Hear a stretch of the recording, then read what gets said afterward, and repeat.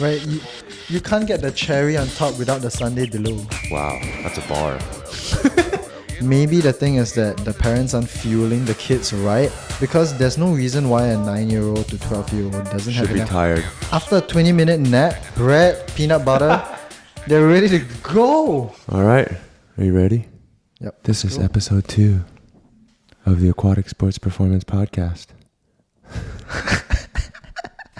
Okay. No, just playing. Okay, ready? Yep. This is episode.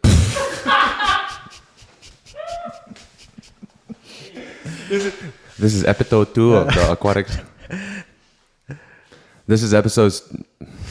Oh my gosh. Okay. All right. This is episode 2 of the Aquatic Sports Performance Podcast. Today we've got Tzen Wei Teong. Zen is a SEA Games gold medalist, Asian Games silver medalist, Commonwealth silver medalist, and you A-finaled at the World Championships in 2022. 2022, 2024. Oh, sorry. Multiple A-final Multiple. World Championships. Three times. Three times. Yeah. Thanks for being on the show. Thanks for having me. Today, Zen, I think you have a very interesting swim career. I want to go through your entire swimming career and then kind of talk about what you did at each step in terms of training.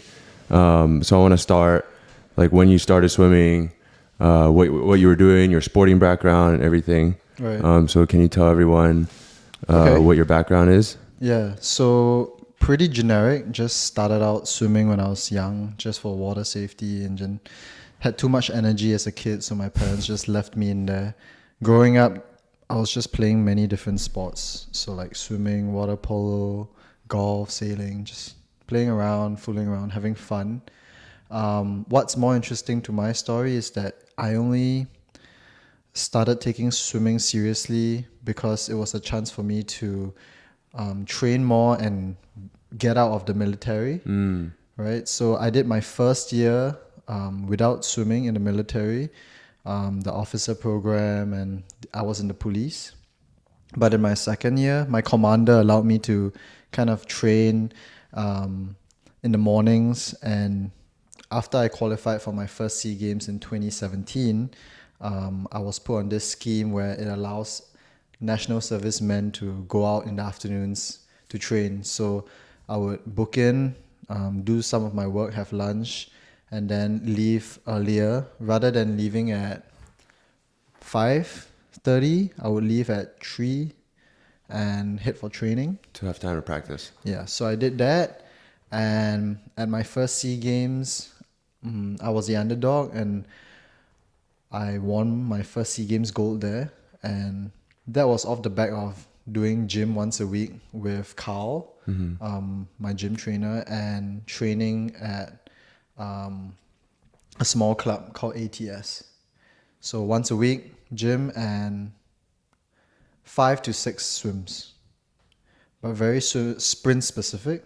Yeah, a lot of speed work, kind of like what we do now actually. And at the same time, you had to do like police training, like in the morning, and then go to gym in the afternoon. At that point in my military career, I had finished all the training already. So it was just work, keying in stuff, desk bound. So not too bad. Just sitting at a desk for 6 hours and then get off, go train. I was very lucky compared to a lot of my peers. I wasn't put in any combat units and stuff like that. Was that because you're good at swimming? And we don't want to waste this Singapore talent. No, I think I was just lucky. Really? Yeah, just luck. So after that, I decided to let's take swimming to the next step. Let's see where I can go. That's where I went to train with the national training team under Gary. Shout out Gary. Yeah, shout out Gary. And then that was in the end of 2017. And I've been there ever since, training under Gary. And then most recently in 2022, Gus? Gustavo, who used to train, what's the guy's? Dos Santos? Yeah, Santos. Brazilian, right? Yeah. Yeah. The 50 fly short course, Yeah. previous world record holder. He's decent. He's the GOAT, bro. He's like 40. He's 43 and he's crazy. Broke right the world now. record, right? Yeah. Yeah. And ever since then, we've been doing a hybrid of kind of a lot of parachute work, but still focusing on the 100 for the past few years. But most recently, due to my elbow injury that I had in the end of 2022. Let's talk about that. Your Right. elbow injury. So what happened was I went, so I did 2022 May, I had SEA Games, best meet of my life. I went 21.9, 53, 23.04, 50 fly. And then after that, we flew to a training camp in Europe, did that for around 6 weeks, then headed to Budapest to do Worlds. That's where I got another PB, 23.03, right? 2 days later, I caught COVID, but I didn't know I had COVID. I showed up for the 100 fly.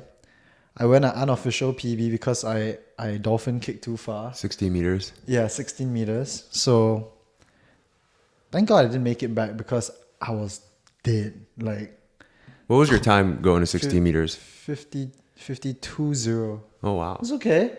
And I had a fever. I was freezing and it was Budapest in the summer, but I was still cold. After the event, I ran straight home and I was just in bed for the next 4 days. Wow. Yeah. After that, we had Commonwealth Games where I did really well again, got silver right after Ben Proud, and also final in the 53. Then I went for my holiday in Bali where, young, I went to the ocean and the waves were really strong. One of the waves picked me up and threw me onto the sand bar and I kind of broke my hand. And right after that, it healed well. We just did kick and we managed to qualify for World Champ short course. Everything was fine. We went for our training camp in Gold Coast and then World Champs 50 fly heats. Me and Noe Ponti tied first, 22.01 going to semis. So I was semi-final 2, lane 4. Kind of remember, huh? Yeah, kind of like a lot of pressure, you know. Yeah. Because I really wanted to do well for my short course because I really feel like I'm better at short course rather than long course. And I think a bit of that pressure got to me, you know, like lane 4 is really heavy. Everyone's gunning for you. And I kind of screwed up the start. So I was just trying to book it back home. And on the finish, I wasn't really thinking about landing strong.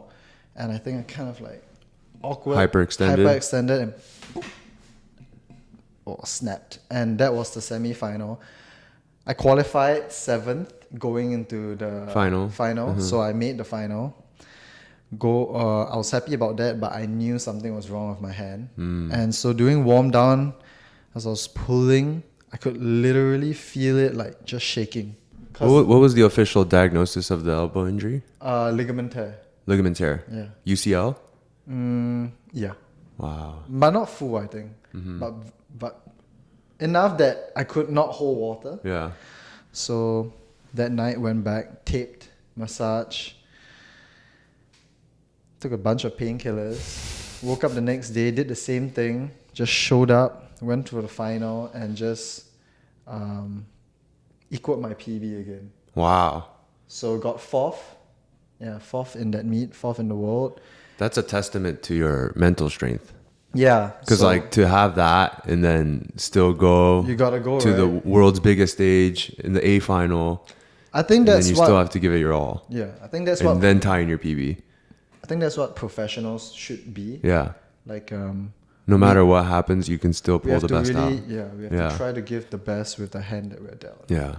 And after that, after 2022, it was pretty tough because I didn't know that it was such a bad injury. So I just rested it for 2 weeks, went for my holidays. And when we started training again, it was painful, but it was okay. Oh, so you didn't get an MRI or anything? No, I didn't know it was like crazy at that time because we stopped training right after that thing. And eventually the diagnosis came back, and then I had tendonitis on top of that because the tendon has to take over the load of the missing ligament. And so that whole process was 20. You had tendonitis in a different tendon in your elbow. Yeah, same. Right here. This Wow. whole area was like screwed up. Uh-huh. So we just did a bunch of rehab. Shout out to Dex. Yeah. Dex and Gustavo. They really worked together to kind of find the best way for me to continue swimming at a high level to keep me in shape for Asian Games. So I didn't PB at Asian Games, but I did well enough to get a silver, which was a big relief for me. I just wanted to medal, honestly, at that point, because I knew I wasn't in form. What was your time there? 23, 2 something. That's not bad. Not bad, Yeah. but 0.2 off, and you just know sometimes when you're not on form. Yeah. Just the feel of the water is Yeah. not good. So ever since then, I've just been trying to get it back. Even now, I can still, even on video analysis, my left hand is kind of like holding less water than my right, and using the EO, it proves that, right? So yeah, still trying to work on that, but at least now there's no pain. Yeah. So yeah, this is my swimming journey so far. Well, I want to. We kind of skipped over your childhood Childhood? because you're very athletic. You're very intuitive. You have a high understanding of sport, and I want to get into that later too. But I want to know why you're so athletic. Like, what you said you played golf, you did water polo, but like, what else? What was your upbringing like? What was your childhood like? What were your parents like? I think it was just a lot of time outdoors. My parents were really chill about studies, which is very uncommon in Singapore. In Singapore, yeah. Yeah, For so an Asian parent. I only had tuition for Chinese, and that was for a very short period. Other than that, everything else was sports or extracurricular activities. So you played outside a lot, is what you're saying. Yeah. Did you play a lot of organized sport? No, a lot of individual sports, Like sailing, golf, sailing. Wow. triathlon, swimming, Yeah. individual. Yeah, Anything else? not much, but from a young age, my dad would take me out on Sundays to like wake up at 6 and go for like a 40 km cycle, just random. Yeah. Yeah. And Wow. then after that, go for a short run or like hikes. So very outdoorsy. At what age did you specialize in swimming? I think that's such an interesting 19. question. 19? 19. 19 years old. Yeah. You started specializing in swimming. Yeah. So You guys hear that? 19 your 8-year-old daughter doesn't need to be a junior Olympic champion to be successful in swimming. I mean, it's not that it won't help, but I would say that I find that most of the young ones who do really well, they burn out. They burn out, for sure. For sure. It gets boring. Yeah. You need They burn out or they get injured because they've only been swimming their whole life, right? Correct. And they've only been using the same muscles doing the same motions over and over again, and that's how you get overuse injuries. Yeah, correct. So I only specialized in 2017 when I joined the second year of army. Before that, I was just mucking around, playing different sports, but I was still pretty decent in swimming. Like I made world juniors. You made World Juniors swimming how many times per week? 3 to 4. Wow. That's crazy. And then what else? CH. Basically, it's SEA Games, but for age groupers. Yeah. And you did all this swimming 3 to 4 times a week and playing multiple sports, playing outside a bunch. Yeah. Yeah. I think it kind of makes it more fun. It makes it more fun, but it also sets you up for success in the future. You know? I feel like in that moment, I didn't think about that. No, you're just having fun. right? It's just like Just having fun whatever, as a kid. yeah, whatever keeps you happy day to day would definitely give you the best performance in whatever you do. Yeah, yeah. I still think that, I don't know what the ideal age is, but I feel like it's probably between, it probably depends on the individual, but it probably varies between 11 to 14 is kind of when you should start specializing. And before that, try to play as many different sports as possible or play outside. I think what like Sid and I, we did a bunch is we played outside every day. And I think Yes. that's where we developed our athleticism. Yes. You know? So when you're a young kid, the amount of information you can soak up is Crazy. insane. Yeah. Yeah, you look at Rylan, right? Looks at, or even Emmy, learn Yeah. something new every day. So quick. And if you don't expose them to enough things, there's nothing.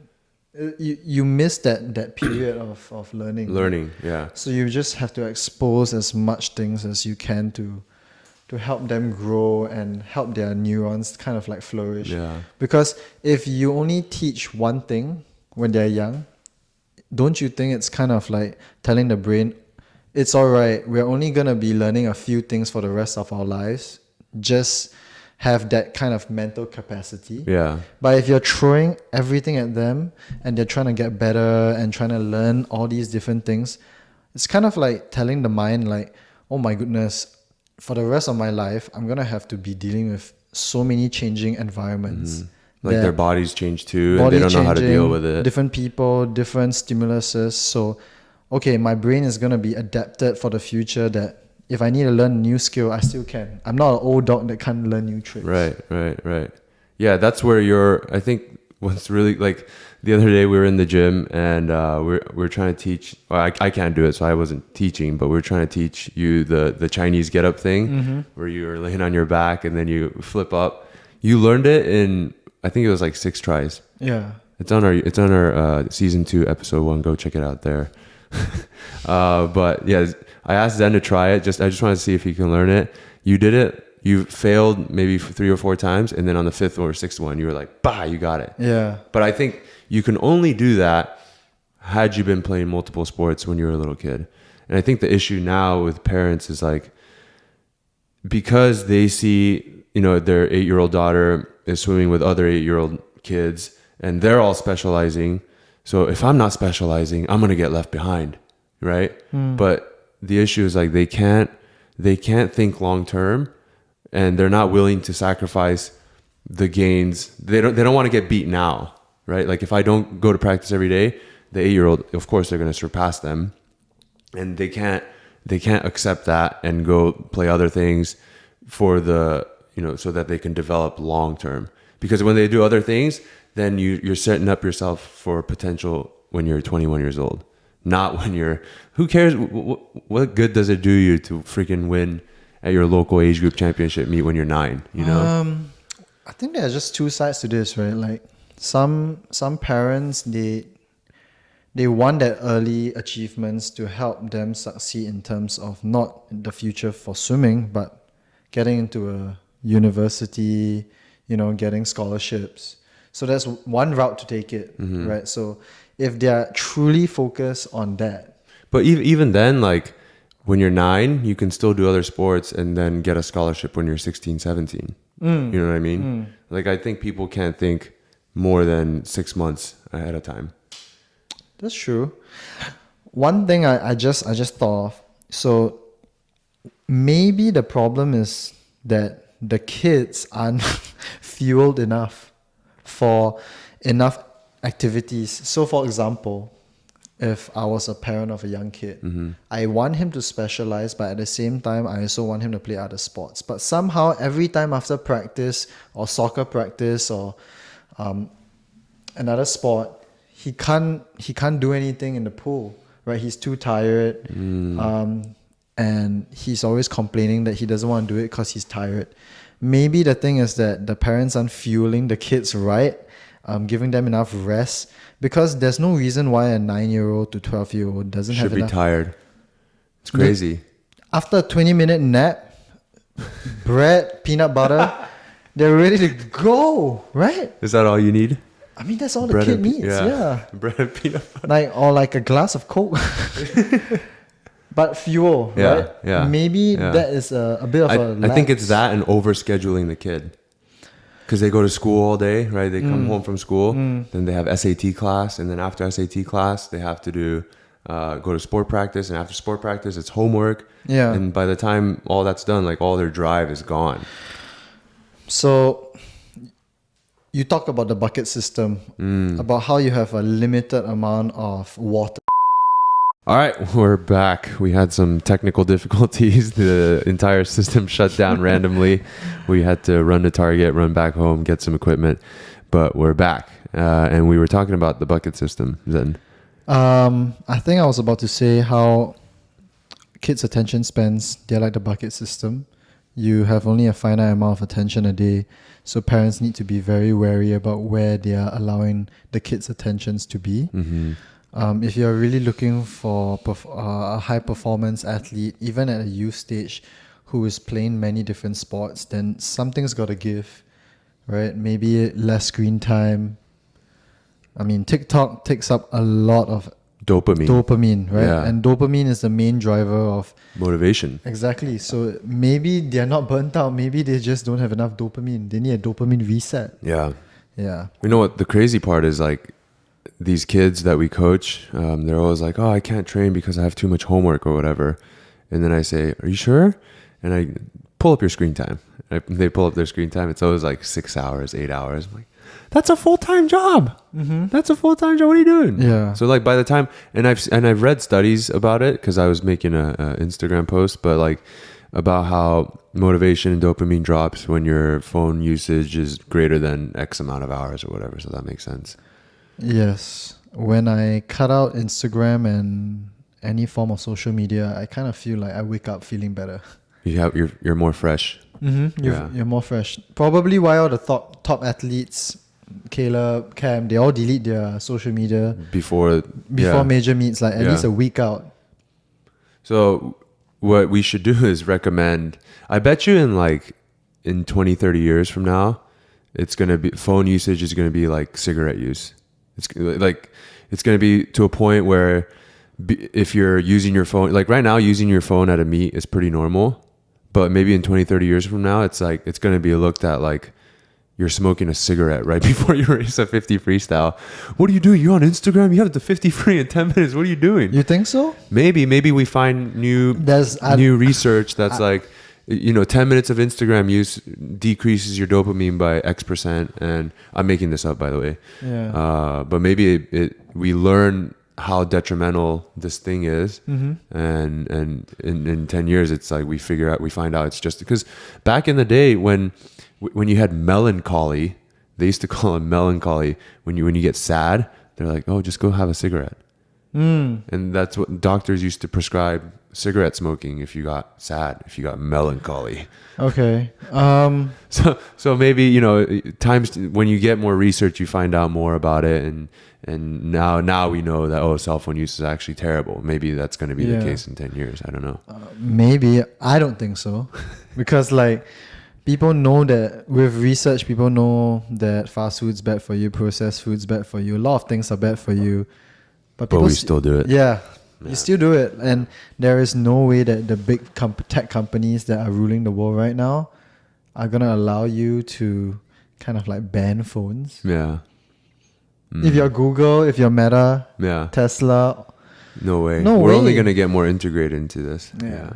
I want to talk more about, I want to go back to your childhood because I still think there's more to unpack. In terms of so you've been with us for a month now, right? You've been doing the training camp here in California. Yep. So I guess we should tell everybody. Zen's been here for a month-long training camp in California in preparation for the World Cups coming up next month. The 3 stops in the U.S. and Canada. And in working with you, I think I've worked with a ton of athletes now, but you're one of the most autonomous athletes I've ever worked with. You don't need a whole, I can kind of just chill, not do anything. I don't have to tell you anything. And you kind of do your own thing, which I enjoy because I don't have to babysit you because I'm lazy. But you just, Like, okay, I'm gonna hit external rotation in this plane and this plane and this plane. Like, all this stuff. Where did this like autonomous person come from? I think it was never. I didn't have it when I was young. You didn't have it. No, I think it was developed over the past maybe 3 to 4 years, especially after my injury. So I had to learn a lot more about how I'm going to take care of myself. And also my physiotherapist, Dex, right? He runs a business back in Singapore, right? He doesn't have... AI. Yeah, he doesn't... Shout out AI. Athletic Inc. He doesn't have 100 hours a week to focus on me, right? That's not his main goal. His main job, I mean, although he loves it and he's passionate, but he can't dedicate all his time to me. So he has to see other clients, right? So what I did, I think along the way was I realized I just have to keep asking until I can learn as much as I can from him, such that when he does prescribe, I understand what he's trying to do to my body. Yeah. And then after that, I can, if I feel I've adapted enough, ask for a new stimulus. I've also noticed this is you're telling Linking about this the other day about his MRI, how he needs to be proactive. You're also very, you have a lot of self-agency, like my success is up to me. It's all dependent on me. Like I can't blame anyone else. I think you have this, and it's kind of sometimes rare to find in athletes where like the athlete fully takes 100% responsibility for their own actions. And I feel like you have that. Like you were saying, like you understood that Dex has to see all these other people. So I can't fully rely on Dex, but you took ownership of learning about external rotation and learning about the elbow and stuff. Yeah. Was this self-agency something, because before your elbow injury, you already had this. You must have had this, right? Does that come from your parents, or does that come from just from you, or where do you think that comes from? I think it's kind of my childhood. I'm the only child, right? So kind of have to do everything by yourself. Learn how to navigate the world by yourself. If you need any help, ask the adults, but they have work, so they're only just gonna give you the right. They're gonna give you the guiding paths. They're gonna tell you the general ideas, but you have to fill in the gaps for yourself. So maybe that's how it translated to my swimming career. And also, I'm 28, right? If you're not kind of trying to mature and learn more about yourself and take ownership, then it's gonna have a hard time in life. Just trying to, if you don't end up where you want to be, then you're gonna end up blaming other people, and I think that's the worst. It's fine to blame yourself, but when you blame other people, it's so bad, because like it's bad because you also cast power outside of you. You're casting power to the, like, it's out of my control. I'm the victim here. I don't have any power. Then if you say that, then there's no actions that you can take in order to make your own life better. Correct. So many of the young kids I coach back in AI, like, they always come to me with the same problems probably that your kids face. They always, I have too much homework, I need to do well in school, and I kind of sit down with them and go through their life and really get them to, break free from that thinking that life is happening to me. Like, oh, I'm having this. Instead, change it to see it as, oh, I can do this. I am doing this now. I choose to allocate my time and attention in this way. Yeah. And it's all right to fall off once in a while, sleep late, go out with friends, or scroll and sleep 30 minutes. Yeah, doom scroll and sleep 30 minutes less. But if you're constantly having that at the back of your head, marginally over the course of the next 6 years, if you're training from 12 to 18, it will help you more than someone who's just like, go home, scroll, sleep, wake up, tired, never mind, go training. Yeah. Like just numb. Yeah. Numb. Yeah. Numb from the... You want to... It's funny, it's like you think most of the adults are numb, right? They're like in the rat race and stuff, but these kids who are going to school, trying to do swimming, can do college, trying to get good jobs, they're already the start of in the rat in race. the rat race. So they're How do you break out of that? guide. You need guide. Yeah, you need a nice guide. Can be your parents, can be a positive friend, can be a mentor. Because I feel like you like speaking of rat races, Singapore is like the number one country to be in a rat race, right? You're just another cog in the wheel, like we were talking about in the car earlier. Correct. How did you come out of that? I'm still in it. We're all still in it, right? Yeah, but you're here in America training. Yeah. You're a quote unquote professional athlete, and sport is not very popular. Like sport as a career is not very popular in Singapore. No, you know, it's it's not. almost like taboo. Yeah, you have in to. Singapore. You have to be at least SEA Games champion to ever think about chasing a career, which I think is fair because it's the same here in America, right? You need to be at least in D1 playing football or swimming and then ever consider moving pro. So I think it's the same thing. It's just that in Singapore, the population is just less. So the opportunity is less. Less people watch swimming.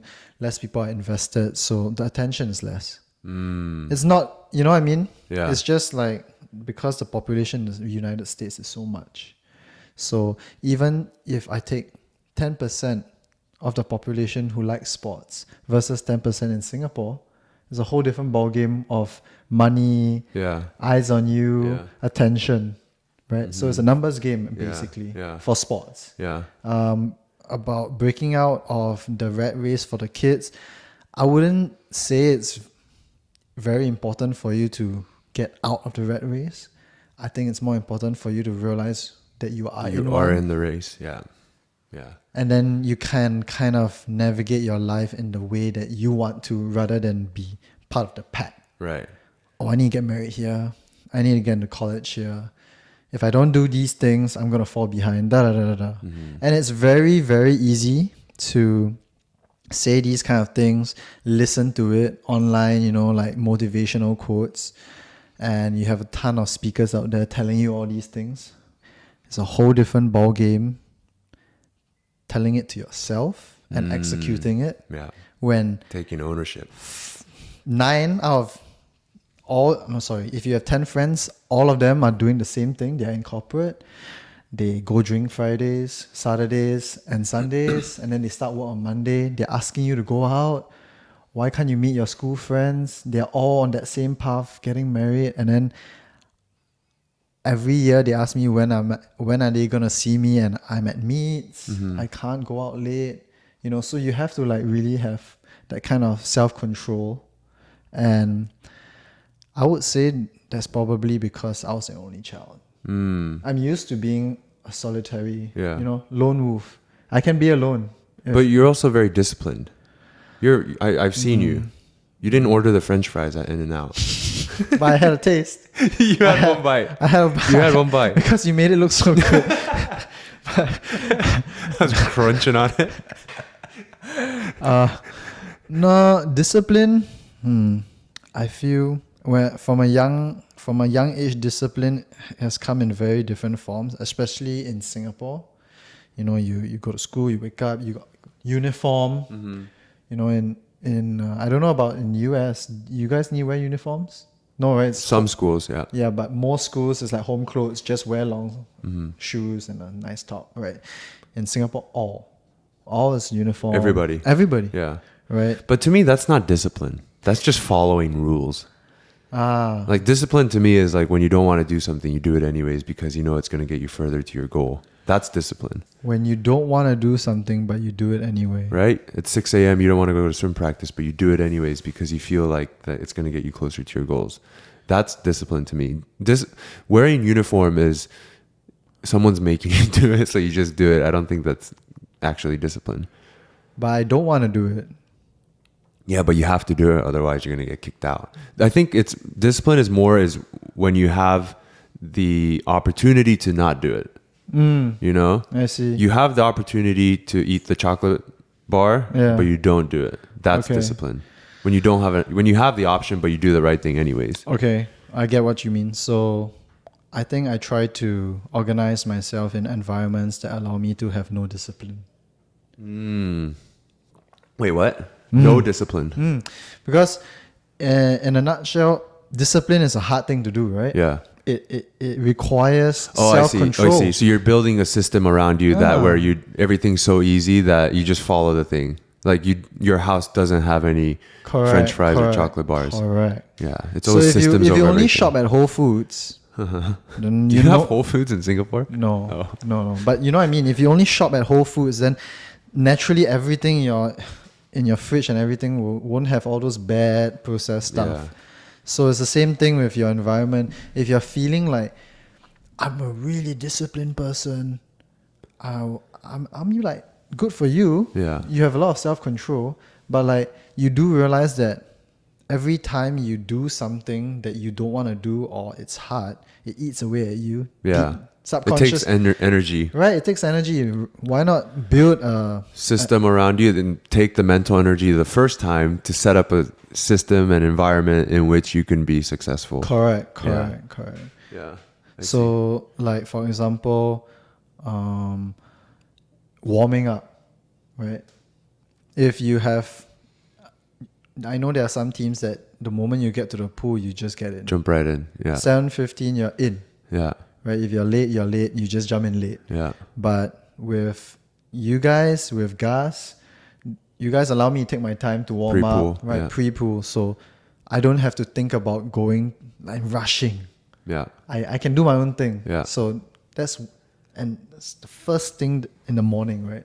So I don't have to add extra mind or willpower to my training. Right. So I'm It's already built into the system. Correct. Yeah. I always tell our athletes it's we get there at 7:15, but it's really 7:30. I just say 7:15 so we have time to warm up, chit chat, and then no one's stressed about getting in on time, and that's why Yeah. I do the 7:15. I noticed when we were in Singapore, when I first went to AI, when we were hanging out, right? You started doing a bunch of different exercises, and I noticed that a crazy amount of, like, I think you might know more exercises than I do, or you just know how to invent exercises really well. Is that self-taught, or did you learn it from Dex, or it's like your ADHD, or maybe all three. Yeah. I think one of it. because you know a lot about exercise and training and physiology, Yes. and like I feel like you'd make a really good coach. Yeah, I think one of it is that I have a good understanding of my own body. So then when I do the exercise, I can feel what is the exercise doing to my body. Yeah. And then by doing that, with that mind-muscle connection, I can understand that, okay, if I want to change it to something else, all I have to do is like change the angle, change the type of load, Yeah. change the duration, the intensity. Yeah. After a while, it becomes pretty natural. And I think one of the things is that I have time to think, right? In Singapore, if I'm running from job to swimming, to job to swimming, I don't have time to laze in the gym for 15 minutes after, hang on a bar and feel how my scapula feels, right? Like, let's take, for example, Kelvin. Yeah. Sometimes on power sets, previously for the past few weeks, he's left early, even though he doesn't want to, Because he has a job. because he has a job. Yeah. Or, Poor guy. or like Nico, Yeah. he rushes gym Right. because Because he has to get back to his job. Yeah. right. So all this time, what if they didn't have that? Maybe they would be spending more time in the gym. And what else is there to do in the gym other than discover how your body works? Yeah. Yeah. It's just time. Yeah. It's interesting because, like, a lot of really good athletes make terrible coaches because they're so good that they don't understand what makes them good. And so they just tell, like, when I've seen really good athletes do this, they tell an athlete, just do this, just do that. But I feel like you're able to, I think one of your bigger skills is empathy. I feel like you can empathize with other people very, like you can really, like you're talking about with Dex, like you were empathetic enough to understand that, okay, Dex has 100 clients. I'm just one of 100. Therefore I must take care of myself. That's empathy. A lot of people, they can't do that. Like I have people that come up to me and act like I'm they're my only athlete, and I should, well, I try to give my 100% to every athlete, but like I have people or parents that come up to me and they just assume that I'm the only person that I work with, and they have no empathy. But I feel like you have empathy. I forgot where I was going with all this, but I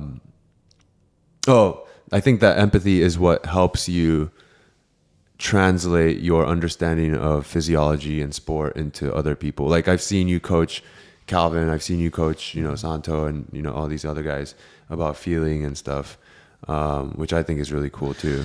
I think one of the things why I'm like that is because I think there's no such thing as talent. No such thing as what? Talent. Yeah, in my head, like everyone sucks. Really? Yeah, in my head, everyone sucks, and they've just found ways to become better. In my own view of myself is that I'm not even good. You're not talented. I'm not. Then how did you get so good? I'm not good. But you're what are you? You're SEA Games gold medalist, Asian Games silver medalist. What's that, bro? There's nothing. That's nothing. Yeah. There's nothing like what world champs. There's nothing like everyone can look at themselves and always think that they are trash, because you can always be better. Mm-hmm. If you always think that you're the GOAT, then like, bro, How do you view yourself? just a dude. Yeah, just a guy, Asian, Yeah. 175 cm, just trying to live some life, be happy. Is that a big part of your identity, being Asian? No. No. Yeah, it's whatever. But I like Japanese food. But yeah, I think I really enjoy having fun with people. Yeah. Like just like chilling, talking, training, going to do things. Yeah. And That's one of your other greatest skill sets is you're very positive. And you're all about having a good time and not having a bad time. yeah. Because like earlier we've been having trouble getting our gym established, and I've been having life has been not been kind to me lately. And you were like, it's okay, you're alive. Just live. Your kids are alive, your wife is alive. Just enjoy it. So I like to view it this way. I don't know how I arrived to this, but life is always going to be throwing you obstacles, no matter who you are, right? Even if you're super rich, you're going to have a problem, Yeah. right? Yeah. Even if you have the best family in the world, one of the kids, they're going to fall sick eventually, unless like you're a bunch of line of code, right? But we're not. We're humans. Yeah. Right? So the only way I see what you're going to do about it is two things. You can, one, either think that it's really bad, or two, like just be like, it's all right, I can move on. Yeah.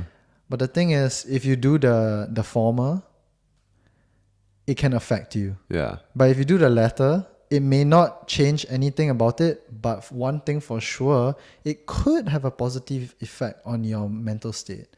Right? So you should definitely choose to be positive 100% of the time. Right. There's no reason for you. There's no You don't gain anything. you don't gain any benefit from being negative. Right. But you might gain something out of being positive. Exactly. Right. So and always, your mental state yeah, too. you should always take that chance on being positive. Yeah. I want to dive more into your actual, like, I think people want to know like your actual swimming. We've been talking a lot about like philosophy and I want to talk more about like, cause I think you have very interesting, like I've already learned about swimming from you, just from talking. I want to go over like what kind of training you were doing in each stage of your life. Like I want to go like, what were you doing when you're 8? What were you doing when you're 9? Maybe not every single year, but like, can you give me the gist of like what kind of training you were doing early years, what kind of training you were doing before you won SEA Games gold, and then what are you doing right now? So from, let's just say 14 to 18. Okay. So 14 to 18, I hated aerobic work. Mm-hmm. So whenever I would train, Gary would allow me to just skip all the aerobic work sets, and we would just talk. So mainly most of the sets I would do is just... That might have saved your career. Right? All the sprint sets. That's all I did. Like 650s lactate. That's it. I just was doing What's that. 650s lactate for you? 650s like On three? on 3 minutes? yeah. 4 minutes? Yeah, something like that, right? Yeah. And then after that, I went to army. Then I had that 1 year period where I trained with a small club where I did mostly sprint training too, and gym once a week. Then when I went into the national training program under Gary, it was more or less the same, but we experimented with increasing the volume. The volume of your sprint No, training. volume of just my general swimming. Uh-huh. And I think one thing we overlooked was that I didn't have a really good base growing up, so my shoulders couldn't take the amount of volume of repetitions, and I started to have a lot of shoulder injuries. But we worked a lot with Dex to fix that, and then just nice Gus came and then brought that whole like Brazilian resistance training into my life. What is that? What is the Brazilian resistance Basically, training? instead of destro, he just uses a shit ton of parachutes, like two blue parachutes, or like a progression would be 2 blue and a yellow parachute with big pedals, underwater stroke. You take out 1 blue parachute, you go faster. You take out the next blue parachute, you're left with another yellow parachute. You sprint. You take out that parachute. You dive 25, and then after that you do an overspeed. So it's decreasing resistance, increasing speed. So taking, very similar to what we do. taking a lot of the philosophies that we do on dry land into the pool. Just So- like French contrast. Correct. Yeah. So it worked really well for me in 2022. Dropped a lot of time and From doing the resistance work. from doing. But you see, the thing is, I never view it as because I did that. That's why. I always pay like homage to what I did previously. If not, Interesting. I would never ever be able to get to that stage, right? A lot of people reach a stage. So let's say, for example, 3 months, they train really well, they do a good meet, and then that's all they see. The eyes are just focused on, oh my gosh, this is the 3 months that made me who I am. It's recency bias. Yeah. But they forget that Yeah. the only reason why you're there is because of where you were. Where before. So you need to Yeah. always consider what you were doing. And sometimes it's hard for me to always keep doing the things that you were doing, even though you found something new. To make sure you go back to what made you successful Correct. previously. So that means if Zen swims fast at the World Cups, it has nothing to do with ASP. It has some part. it has nothing, It has because some according to part. Zen's philosophy, it's all about what you were doing in the past. So It is a past. You guys are part of my past, right? When I go to the World Cups. yeah, I guess. But that's like, say you break the world record, right? It's not ASP. It's because what you did with Gus and correct. all What that. Yeah. Dax, Gus, Gary, you guys. Right. Right. It's a culmination of You can't everything. get the cherry on top without the sundae below. Wow. That's a bar. So make that into a reel. But Wow. right? I've never heard that one. Yeah. Okay. Yeah. Yeah. Yeah. Yeah. So it's not, so basically your whole swimming career, you only did sprint training, and then Gus came along, and then you did resisted training, and then you're an elite sprinter, right? So like all the old sayings about, oh, you have to build aerobic base when you're a kid and do this and that, and then you start specializing later in sprinting. You don't agree with any of that then? Okay.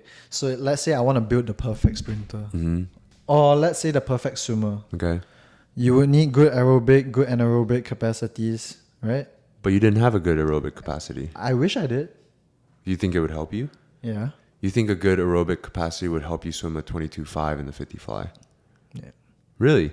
Okay, tell me more. Aerobic capacity will help you to recover faster between your anaerobic sets. So if you don't have a good aerobic capacity, you're gonna have to take at least, let's say you do a really, really hard set and then a really, really hard gym.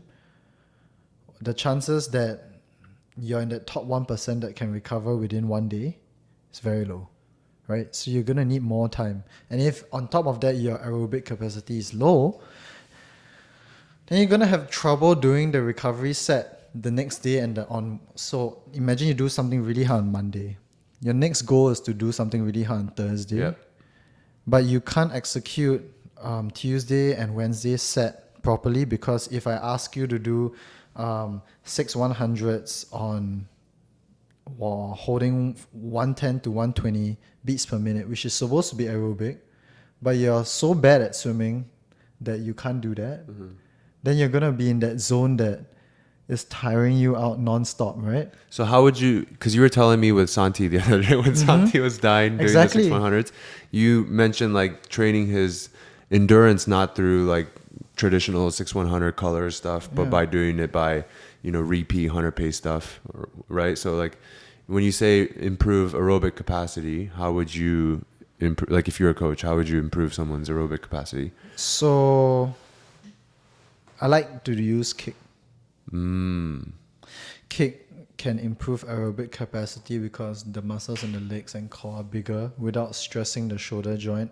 And most swimmers' injuries come from the shoulder, other than maybe breaststrokers, which have hip problems And knees. and knees, right? So maybe if I were to be a coach and train the kids, kick, but not for the sake of trying to kick fast. Use the kick to build the base. So you're talking about like zone 2 kicking. Yeah. Just chill, social kicking. Kick, and then increase the resistance. At zone 2, can you maintain this power output? It's basically trying to train a bunch of Tour de France, Yeah. but in the pool, Yeah. right? If you're thinking of increasing aerobic base, Yeah. because the Tour de France people are aerobic beasts. So if you use their same thing but put it in the pool, it's basically, okay, you can do this for 30 minutes straight. Can you do this same thing with 30 minutes straight with just a little bit more of incline? But Right. incline in the pool is just more resistance. Resistance. Yeah. Yeah. I've always thought, because when swim coaches say increase your aerobic base or whatever, I've always thought, yes, you're increasing your aerobic base, but you're also doing skill acquisition, right? And because like right now, like the sprinting short training is like, it's all the hype right now, but we can't like you were saying, we can't disregard what has been successful for the past 50 years. Like people have swam 21.8 swimming, like Gary Hall Jr. swam. He was swimming like 5, 6, 7. I talked to him the other day. He was swimming like 5, 6, 7K a day, and still swam what 20, what did he go 21.8 or something? I don't know the time, but so then the next logical question becomes, how did these people become successful while doing so much volume? It's because when they were doing the volume, they were able to acquire the skill to become efficient at doing whatever task that they were doing. Yeah. And so I think when people say build the base, it's not just metabolic, it's also efficiency, So like if you were a coach and you were saying, hey, I want to build a base with kicking, how would you go about the skill acquisition? Because you can't acquire skill just kicking, How would you approach the skill acquisition phase of an athlete's training? For swimming? For swimming. For like sprinting or Yeah, anything? for sprinting. Well, first of all, if I were to create a plan, it would I would make sure that the shoulders and the spinal mobility is there first. I'm not gonna. That's the prerequisite. Yeah, it's like to get into the Indian army, you need to be above a certain height. Really? Yeah, they measure you because. If Do you know this because you couldn't get in? No. I knew this from reels, bro. Doom scrolling.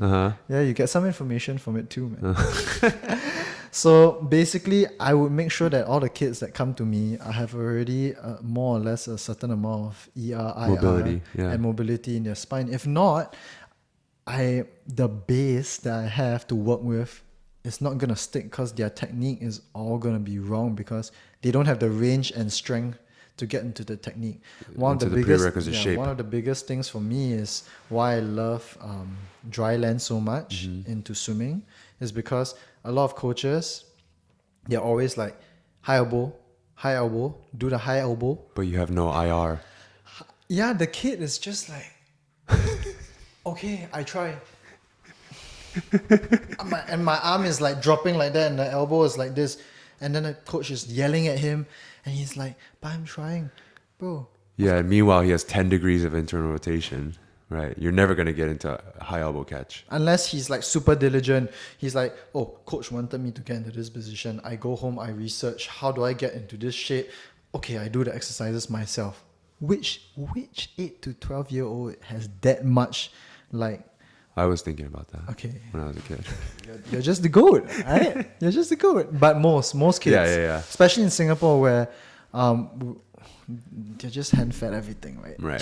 Tuition, books, everything. Do this. Yeah. Just follow me. Yeah. Right, so you need good coaches who understand the sport to bring it to the next level. And for me, definitely, I want to see a body that is able to move well, accept different stimuluses. Then I would focus on specific training. Yeah. If you can't even do the basics, then it's very difficult for you to pursue higher Potential. levels. Yeah, potential. Yeah, that's basically my whole training philosophy is find the easiest low hanging fruit 1st. What is the rate limiter keeping this guy from getting to the next level? Attack that first. Once you clear that out of the way, you find the next rate limiter. What's the next lowest hanging fruit? And then you just keep picking the fruits off the tree until you have no more low hanging fruit. I want to talk about your start. You have one of the best starts in the world, right? Yeah. Your best time to 15 is 5.0. I think the only other fastest person is Caleb at 4.8. Caleb, Ben Proud, we're all up there. Has Ben been 4.9? 5-0, 5-0. 4-9. So Ben Proud's been 5.0. Cam's been 5.0. Like best top 10 of all time. You're the GOAT of time to 15. Yeah. If they should shorten the Olympic races to 20 meters, you might be a gold medalist. 25. I'll take the 25. You think if the 25 meter fly was an event, would you be an Olympic gold medalist? Probably, huh? At least a medalist. Yeah, it's pretty crazy. Like watching you do your start, it's like you're like, holy. Because I that feel body's actually moving that fast. I have very. I don't know what that system is called. It's like, you know, when you sprint for the first 10 seconds. Yeah, your ATP PC. Yeah, I'm naturally gifted with that. Yeah, and after the first 10 seconds, that's why I can go yesterday 9-0 to the wall. Yeah. Yesterday Zen did a 50 fly short course and he was 9-0 to the first 25. So generally over my course of the career, every time I will be at least top 3 to the first 25. And then just it fades off. Yeah. So you think it's just, you said you don't believe in talent, but this is talent. No? That's not talent. What is it? It's DNA, bro. That's talent. No. DNA is talent, man. Well, I guess it depends on how you define talent. What is talent? I feel like sometimes people just think that talent is like, oh my God, no matter what this guy does, he's just going to be good. Yeah, that's you to time to 15. No. If I don't do a velocity-based training, if I just keep going on 42 km walks every day for the next 2 months, you will kill it. I won't be able to dive as fast as what I'm doing now because I'm not training my body to execute high velocity stuff. Okay, we're getting off topic on that, but I want to talk like, what are you when you're on the block? What are you thinking about when you bend over? You grab the block. What are you thinking about? What's your execution like? I think I'm just thinking about loading the body. Where? Back leg, arms, and a bit of the front hamstring, like a little bit like a spring, like a. When you say load your back leg, you're loading your back foot, is what you're thinking about. So all your pressure's on your back foot. Not all. Almost maybe 50-50. Okay. But in terms of weight, I feel it here on the back leg, on the calf. What's here? That's your front leg? Your left leg's your front leg? Left leg's back leg. Is your back leg? Back leg, calf, just a bit of that stretch. And front leg hamstring. And a lot of tension in the hands. How are you feeling tension in your hands? It's like in between a full isometric like pull and relaxed. You're about half. I would say I'm like 30%. Which way are you isometrically contracting? Back, like, are you pulling, like the force vector? Is it going backwards into the block, or are you pulling down into the block? Down and back. So diagonal. Down and back. Yeah. It's because the first motion I want is to go forward and down. Mm-hmm. Forward and down. Yeah. What do you mean? So that if you were to imagine the start in the hip position, where the hip is, Uh-huh. you want your hip to dip down so that it can get into a nice position for you to push off with your front leg. You cannot have your hip going up, because if your hip goes up, you won't have enough knee bend in the front leg to push forward. You'll be pushing up. So the first thing you're thinking about is dropping your hips, I don't think about it. but it happens. It happens because I use the hands. Yeah. And that's just, you noticed your hips drop first when you slow. I need to watch your In slow-mo? video of Yeah. your start. Interesting. Mm-hmm. Yeah, I've never thought of. Okay, and then so you're slightly tensed on the block. You load your back foot. You load your hamstring a little bit, and then that's all you're thinking about when you're on the block. Yeah, and the front leg, make sure that the toes are kind of like Curled. Yeah. Okay. You know, Christian Golomeyev doesn't curl his toes. I don't know. Anyways. And then, so gun goes off, and then what? At this point, it's just go. Okay. Yeah, just, I don't know. It's natural. It's natural. It just happens. You just go 5.0 to the 15 natural. Not all the time, but like I try. But I think one of the most important things is a lot of people are trying to get really, really good and nice looking starts, which is the problem. You don't need the nicest looking start. You don't need that like perfect. I was thinking about this yesterday. Line. Like, Yeah. People want to look cool in the air, but it doesn't matter. Yeah, people want to look really cool in the air. Yeah. You need to look really good underwater. So one of the things that helped me improve my dive a lot was that back in Singapore, when we train every Wednesday, set up by Gary and Gus, we would do underwater camera work. And we will always see the entry. Because it doesn't matter how you look. Okay, of course it matters a bit, but majority of the thing that helps you bring the speed is the entry. So when you do the underwater camera work, what are you looking at? We're in the looking entry? at, are you changing direction well enough? What is well enough? Well means that you end up at the right depth for that when you start your underwater kicks with the right kick count, you break out well. Right? Because if you dive high and you go in with a lot of speed, you end up deep. And then you might have a lot of speed at the first part.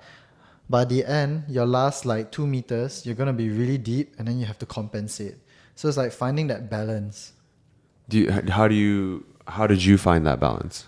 Being coached, timed, feeling it, watching the videos over and over again. And I think one of the most important things is very overlooked is that the guys who are really strong and heavy, they carry a lot of momentum. Manadu. Yeah. But the best ones, they know how to wait. Yeah.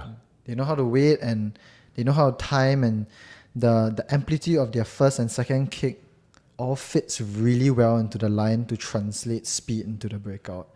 The ones that don't do it well, the moment they hit the water, they start kicking. And if you look at it underwater, all you kick is air. Yeah. Because there are a lot of bubbles when you enter the water. Yeah. Which is one of the things that I changed.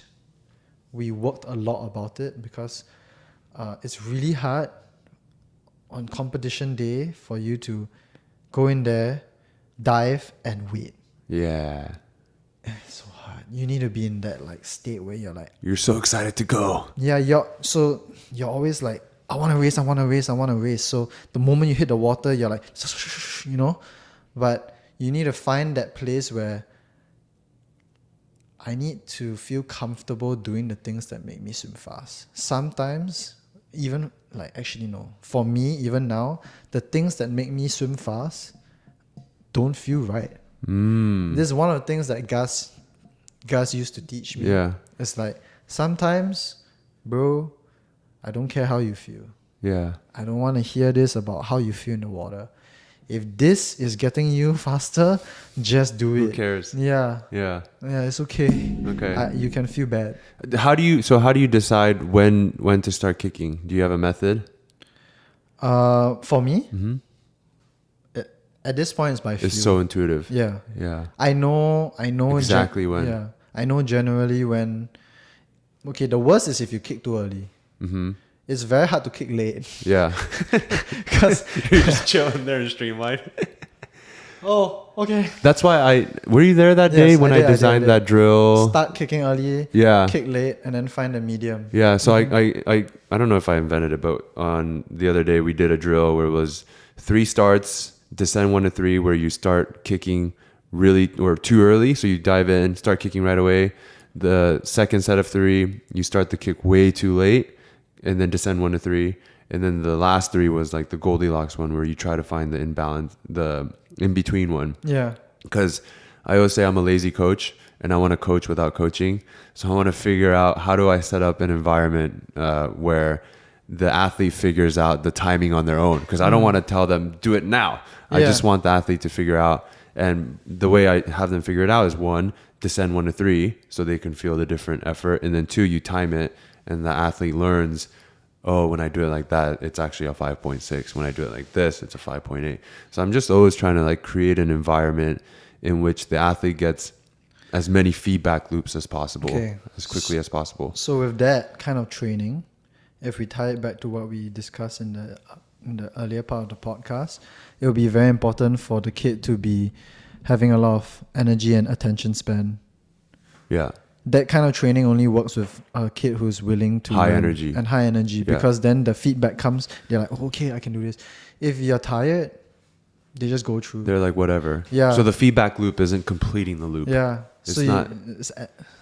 I think that's the trouble you find, and the why you dislike so much coaching young kids. Yeah. Because you have to tell them every time. Yeah, generally I think you love coaching. Yeah. I think it's just that the type of people you're coaching is not the right one that fits into the way that you coach. Yeah. So if you are going to coach young kids, maybe like you need the parents to agree to a certain kind of like level and standard that they're bringing their kid to you. Yeah. Like, can you please allow your kid to sleep? Can you feed him a bit? Not just chicken Yeah. nuggets from McDonald's every day. Yeah, no Chick-fil-A drive-through. Like, feed him well so that he arrives with like a good attitude, a good mood, willing to learn. Right. Even if it's training 3 times a week, you gain more training 3 times a week with that kind of intuitive learning than 10 or 7 of. Just going through the motions. Yeah. Yeah. The other day when we were talking, you talked to me something that I never thought of in underwater kicking. You said that you actually internally rotate, externally rotate, internally rotate. No, I don't do it on purpose. It just happens. Didn't you say you were actively thinking about doing that At the with your start. dolphin kick? Now I don't. And then when I watched the video of the most recent one, I'm like, whoa, I'm doing that. Yeah. I noticed that. So initially you taught yourself when you're doing the underwater kick to internally rotate means to bring your thighs internally rotated. Yeah, bring your knees closer. You bring your knees closer, and then as you kick, you're thinking about kicking and sweeping out. I think the most important is the internal, because I'm trying to get as much surface area onto my feet. Because if your feet... You're increasing the ROM of each kick. Correct. If your feet are straight, you roll... Okay, a small drill for anyone out there if they want to know. You just go to the edge of the pool, you sit down, you keep your ankle really tight and point your toes straight, right, in line with your foot, and you kick once and you feel the amount of water you're putting. Then you keep your ankle relaxed and then put it to the side where you internally rotate your ankle and then push. You'll realize that you have a bigger surface area to push with the second way. Yeah. So I realized that, and then when you incorporate it into the underwater kick, it really helps. Yeah, that's a really easy way to practice too and feel. All you have to do is sit on the edge and then try it. Yeah. And you can do it with both flutter kick and dolphin kick, right? Yeah, I'm way better with Dolphin. That makes sense. Yeah, way better. Yeah, even just thinking about it right now, it would be hard to just internally rotate just one. You're not thinking about that during flutter kick? No. Just dolphin. Yeah. Okay, and then so now we've talked about when the timing of the kick. We talked about the underwaters. Are you thinking about anything specific for the breakout? I'm still trying to perfect my breakout. For fly and free. For fly It's different. and free. Yeah. Mainly fly, I'm trying to really dive into how I can translate my underwater speed into my swimming speed better. What are you working on right now? Right now I'm trying to think about holding more water and not starting to kick the first two kicks too big. That's what we did yesterday. Yeah, trying to learn from who's the butterfly who just won, Maxime Gousset. Yeah. Yeah, I think he does it really well. And Caleb, I watched his breakouts. They understand how they transfer the speed from the underwater into the swimming really well, and they keep that swimming speed, and it allows them to get into a nice body position that transfers into the third, fourth, fifth stroke. Yeah. Yeah. Right now I'm having trouble doing, like, if I'm in the race, I think the first stroke's too quick. You get too excited. Yeah, I get too excited and Yeah. I lose the speed. And in swimming, once you lose the speed, you don't gain it back. Right. You gotta start. You have to maintain it. You gotta you start high and then you just slowly let it drop. Yeah. But if you have a too big of a drop, it just stays there. So the curve. Yeah. Yeah. Santo talks about the same thing all the time. He describes it a little bit differently, but he talks about the same exact thing that you're talking about. Okay, so cool. Sid, did we have questions from the previous podcast that we wanted to answer? No? Okay. Well, we did, but you didn't talk. Okay. It's all good. Did you want me to ask about the drop questions below for future podcasts? Up to you. Okay. Well, maybe we'll cut that part out. You gotta cut this out. Definitely gotta cut this part out. I'm thinking of no editing podcasts, so you guys Okay. Okay. Well, I think we've been going for, I don't know, over an hour now, right? Anything you want to drop, plug, say? I think for any young kids out there or anyone who's trying to aspire to get better in swimming, I think they need to understand that swimming is not the thing you're trying to get better at. You're trying to be better as a person, and that will help you become a better swimmer. Right? So can you be a better sleeper? Can you be a better eater? Can you be nicer to your friends? Can you be nicer on the road? And all that will make you a better swimmer. Somehow. I don't know how in your life, in your specific life, will it help you, but it's my big belief that it's the small things that make up your performance. Your swimming performance is a very good portrayal of your life. 100%. Marina and I talk about this all the time, actually. We talk about how your personality comes out in your swimming. Like how your technique looks in the water is a reflection of your personality. And if you're a more like timid, shy personality, maybe you don't swim as big. But if you're like you come with confidence, you're a nice person, you swim with elegance, right? Your technique is better. So I think that's what you're talking about, is like make your life well, and it'll come out in your swimming. Yeah. Cool. I think we should end the podcast with that. Where can people find you? Can we plug Athletic Inc.? Yeah, you can find me on Instagram. It's my name backwards. Zen Wei, but backwards. How old are you, dude? 14. And then if you're ever in Asia or near Singapore, you can hit up Athletic Inc. We're basically the ASP version, but in Singapore. So yeah, if you have any troubles with physio or anything, you can either text Josh or you can text Dex, and I think both physiotherapists will be glad to help you. I think Dex is at Dex Therapy, right? Yeah, Dex Therapy. Yeah. Yeah. And then what's the AI Instagram? It's just Athletic Inc. Athletic Inc. Okay. And yours is your name backwards. Yeah. All right. That wraps up episode 2. Thank you for hopping on. Thank you for having me. Despite all the technical difficulties that we had. And we'll see you for episode 3. All right. So the podcast ended, but we want to play with an interesting concept that we've heard of. Zen is going to lead. He's going to kick us off. You're the start of all of this.